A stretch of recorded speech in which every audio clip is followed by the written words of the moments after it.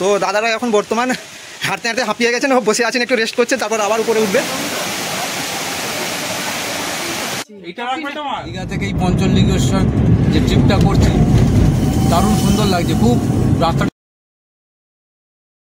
Good morning guys, আমি চলে এসেছি আজকে একটা নতুন কিছু ভিডিও বানাবো। তো ভিডিওর মধ্যে আজকে থাকছে সপ্তমীর দিন, আর দীঘার থেকে পঞ্চলিঙ্গেশ্বর কাস্টমারকে নিয়ে বেড়াতে নিয়ে যাবো। দীঘার ব্যারিস্টার কলোনি অরবিট হোটেল, সেখান থেকে ওনারা উঠবেন পঞ্চলিঙ্গেশ্বর, খিরচুরা গোপীনাথ, নীলগিরি মন্দির, এগুলো ওনাকে দেখিয়ে আবার বিকাল হবে ফিরে আসতে। তো আজকের ভিডিওতে পুরো সারাংশটা এইভাবেই থাকবে, আর আপনাদেরকে হোটেলটা দেখাচ্ছি, অরবিট হোটেল।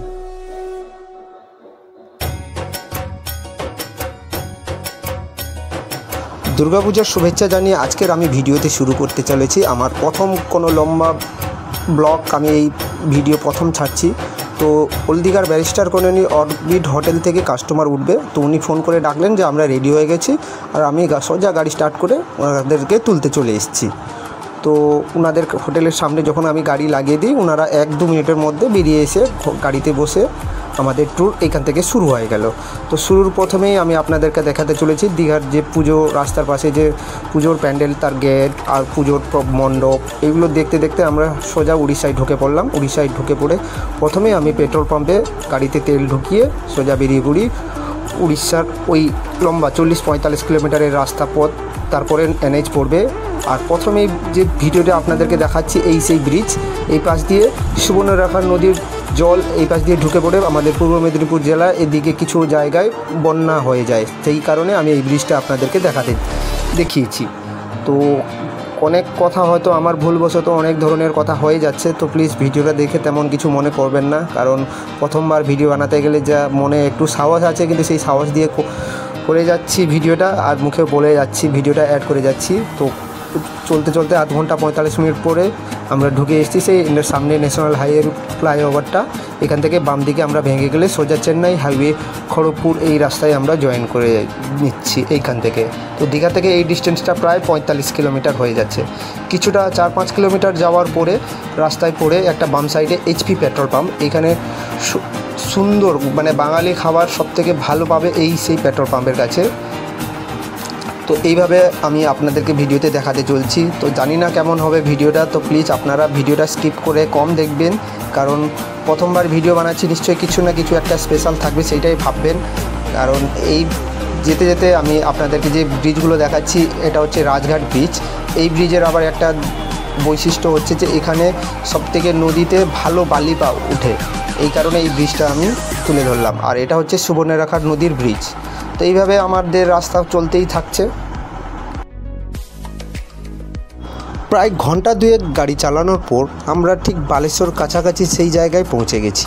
তো তোমরাও যদি কোনো সময় আসো, বালেশ্বর কোন জায়গা থেকে পড়ে যাচ্ছে সেখানে রাস্তায় হয়তো লেখা দেখতে পাবে না, কিন্তু রাস্তায় যাওয়ার বেলায় যখন ঘন ঘন বাম্পার আসবে তখনই আপনারা বুঝতে পারবেন যে এটা বালেশ্বর টাউন।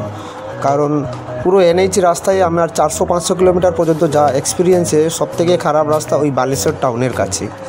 আর বালেশ্বরের যে টাউন প্রপার, যেটা টাউন বা সিটি, বাম সাইডে এখান থেকে বাম দিকে রাস্তা ভেঙে যাচ্ছে।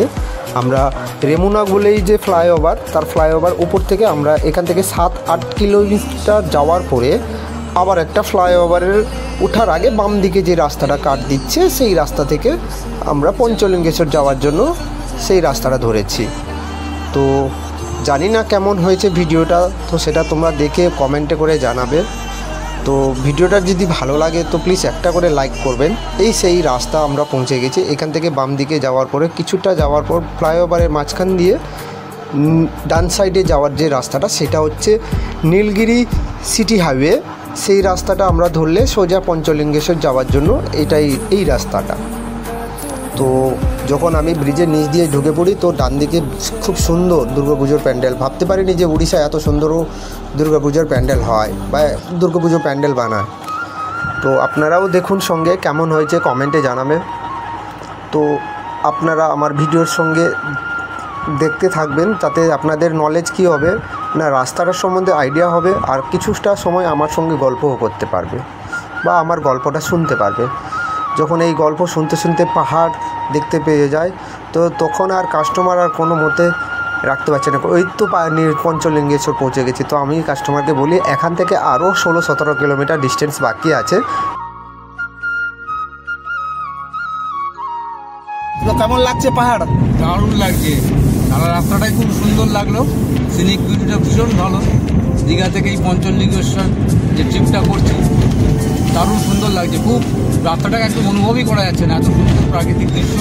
সামনে এখন পাহাড়টা দেখা যাচ্ছে, আমরা এগিয়ে চলেছি আমাদের দ্রষ্টব্যের স্থানের দিকে।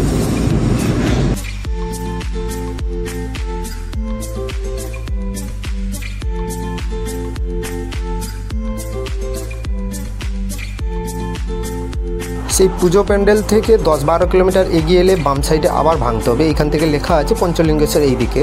তো আমরা যেহেতু 2-2.5 ঘন্টা হয়ে গেছে, তো সবারই খিদে পেয়ে গেছে, তো কাস্টমারও খিদে পেয়েছে। তো আমি একটা মিষ্টির দোকান থেকে দাঁড় করিয়ে দিই গাড়িটা, তো ওনারা সবাই টিফিন করবে বলে নেমে পড়লেন। তো তোমাদেরকে দেখাচ্ছি টিফিনটা আমরা কি করেছি, সে ভিডিওটা তুলিনি, কিন্তু টিফিন খাবারের দোকানটা দেখিয়ে দিচ্ছি। মোটামুটি সম্পূর্ণ একটু বাঙালি টেস্ট পাবে এই দোকানে খাওয়া দাওয়া করলে, তো সেটা আপনারা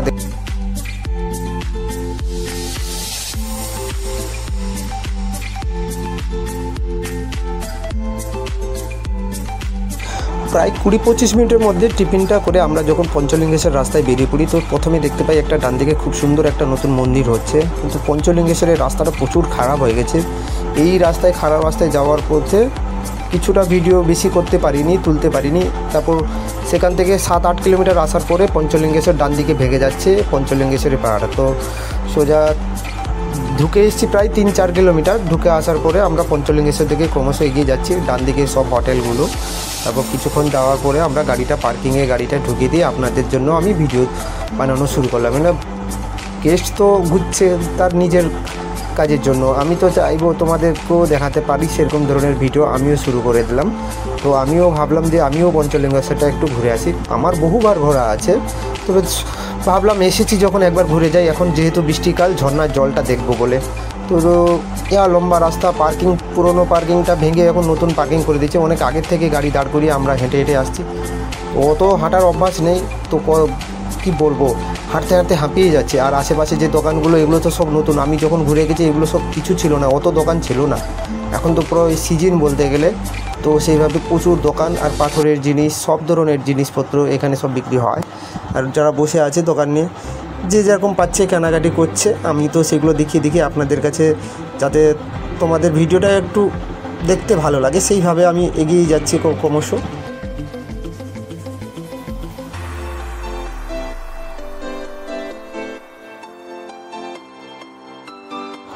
5-7 মিনিট হাঁটার পর আমি যখন সিঁড়ি স্টার্ট করলাম, তো সিঁড়ির প্রথম পায়ে প্রচুর ঝর্নার জলের আওয়াজ শুনতে পেয়েছি। তো সেই আওয়াজটাও তোমাদেরকেও আমি শোনাবো। তো কেমন হয়েছে তোমরা বলবে ভিডিওটার এডিটিং, তো জানি না কেমন হবে, সেটা কমেন্টেই জানাবে তোমরা। এই সেই সিঁড়ি হাঁটতেই চলেছি, সিঁড়ির মানে স্টেপটা গুনিনি আমি, অত মানে পরিস্থিতি বা পরিশ্রম এত হয়েছে যে আর গোনা আমার পক্ষে সম্ভব হয়নি। তো অন্য কেউ ভিডিও হয়তো দিয়েছে ওই পঞ্চলিঙ্গেশ্বরের সিঁড়ির স্টেপটা, তো আপনাদের কাছে কিছু কিছু জায়গায় ঝর্নার আওয়াজও শুনতে পাবে। এই সেই মন্দিরে ওঠার টাইমে বাম সাইডে একটা তারা মায়ের মূর্তি দেওয়া আছে। তো বলতে বলতে সোজা উপরে চলে এসেছি জুতো রেখে। এইখান থেকে আপনাদেরকে দেখাচ্ছি যে পঞ্চলিঙ্গেশ্বরের বাবার পা থেকে যে জলটা বেরিয়ে যাচ্ছে সেই ঝর্নার জল।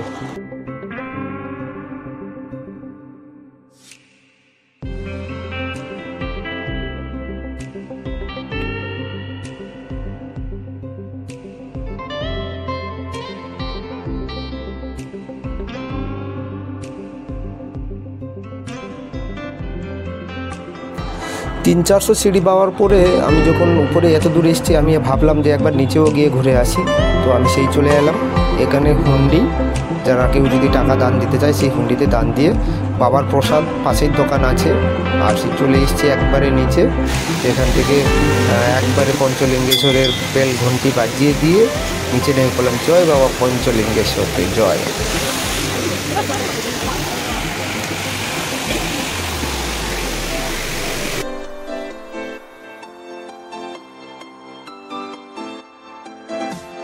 পঞ্চলিঙ্গেশ্বরের ঠাকুর দর্শন যদি আপনাদের হয়ে থাকে, এরপরে আমি যে ভিডিওতে যেটা দেখাতে যাচ্ছি, এই সেই ঝর্ণার জল। এখানে হাত ঢুকিয়ে বাবার 5টা লিঙ্গ আছে, ওই জলের ভিতরে হাত ঢুকিয়ে সবাই বাবাকে ছুঁয়ে অনুভব করে এই সেই জায়গা।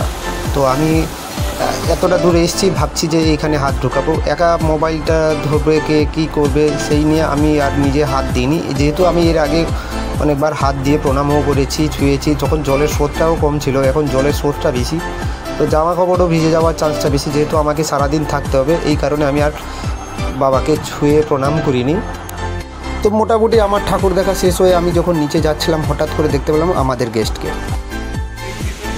আমি বহুবার এসেছি, তো আপনাদের কাছে নতুন, আপনাদের একটু পরিশ্রম হচ্ছে, আমাদের পরিশ্রম নেই, আমরা বহুবার এসেছি। তো দাদারা এখন বর্তমান হাঁটতে হাঁটতে হাঁপিয়ে গেছেন, বসে আছেন, একটু রেস্ট করছেন, তারপর আবার উপরে উঠবে, এই সেই রাস্তা। কাস্টমার গেল উপরে আর আমি চলে এলাম নিচে, কারণ আমার দেখা শেষ আর আপনাদের জন্য ভিডিও করা শেষ। তো আমি সোজা চলে এলাম পার্কিংয়ে। কিছুক্ষণ যাওয়ার পরে কাস্টমার চলে এলেন আর আমরা সেখান থেকে সোজা চলে গেলাম নীলগিরিতে যাওয়ার পরে আমার গাড়ির পুরো ক্লাচ প্লেটটাই এখন বসে গেছে, যে গাড়ি আর কোনো মতে স্টার্ট নিচ্ছে না। সে কী অবস্থা, আমার মাথা খারাপ হয়ে গেছে সেই জায়গায় পৌঁছে। যেহেতু গাড়ি খারাপ হয়ে গেছিলো বলে এই জায়গাটা আমি কোনো ভিডিও করতে পারিনি, তাও একটু বুদ্ধি লাগিয়ে এবার সোজা চলে এলাম কিন্তু আমি জগন্নাথ মন্দিরের কাছে। তো সেখানেও গাড়ি মোটামুটি রাস্তা রোডের সাইডে গাড়ি দিয়ে সোজা তোমাদেরকেও দেখাবো বলে নিয়ে চলে এলাম কিন্তু আমি জগন্নাথ মন্দির।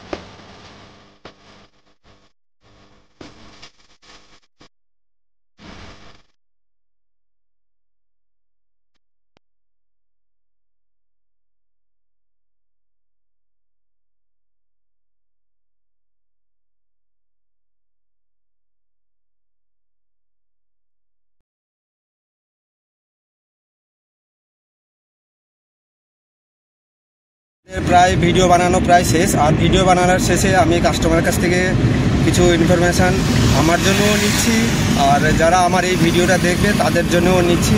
তো কাস্টমার কিছু বলবেন, তো তার জন্য আমি কাস্টমারের দিকে বলছি। স্যার কী বলতে চাইছেন বলুন।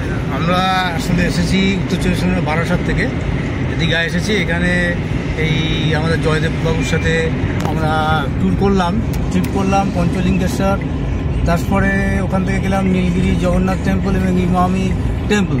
কিন্তু পথে ওনার গাড়ির যে একটু সমস্যা হয়েছে, মানে ক্লাচ ঠিক মতো করছে না, এই অবস্থাতেও আমরা দুশ্চিন্তায় ছিলাম কীভাবে আবার ওল্ড দীঘায় ফিরে যাব। সেই ক্ষেত্রে ওনার ব্যবহার এবং ওনার আন্তরিকতা সহযোগিতা দারুণভাবে সাহায্য করছে, সর্বোপরি ওনার সাহস। উনি ঠিক যে করেও গাড়িটাকে ম্যানেজ করে একটা লিমিটেড স্পিডের মধ্যে দিয়েই আমাদের আপাতত দীঘার দিকে নিয়ে পৌঁছে দেওয়ার চেষ্টা করছেন। আমি আশা করব আপনারা যারা দীঘায় আসবেন ভবিষ্যৎ, তারা অবশ্যই এই ট্রিপটা করবেন, খুব আনন্দ পাবেন। আর জয়দেববাবু ওনার ফোন নাম্বার আমি দিয়ে দেবে, সেখান থেকে আপনি জয়দেববাবু এই জয়দেব গাড়ির সাথে যোগাযোগ করে অবশ্যই ওনার সাথে ট্রিপটা করবার চেষ্টা করবেন, ভালো লাগবে আপনাদের। তো থ্যাংক ইউ স্যার। এইভাবে আমার ট্রাভেলসে উনি যে ফিডব্যাকটা দিলেন সেটা আপনাদের কাছেও গুরুত্বপূর্ণ, আমাদের কাছেও গুরুত্বপূর্ণ। তো দেখা হবে পরের ভিডিওতে।